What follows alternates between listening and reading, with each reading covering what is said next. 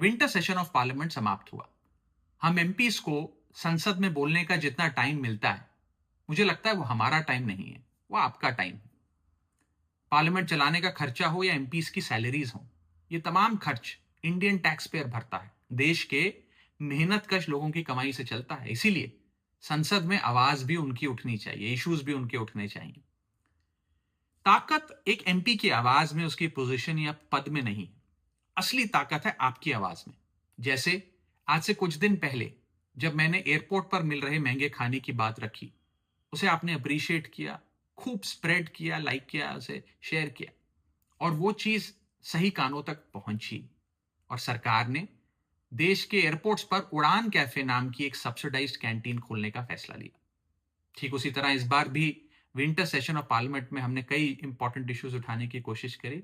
मुझे उम्मीद है कि उस पर भी कार्रवाई जरूर होगी।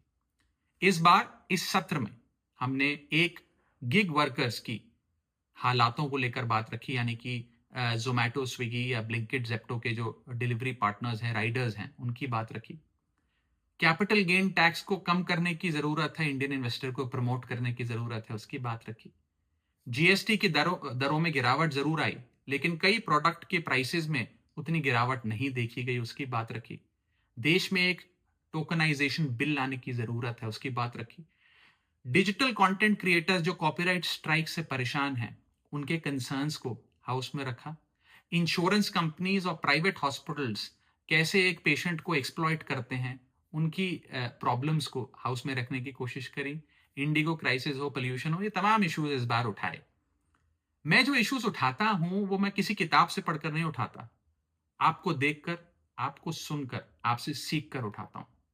मैं उम्मीद करता हूं कि अगले सेशन ऑफ पार्लियामेंट में भी मैं आपके इश्यूज उठा सकूं। आप प्लीज मुझे बताते रहिए, अपने इश्यूज भी, अपने कंसर्न्स भी, और अपने सुझाव, अपने सजेशंस भी।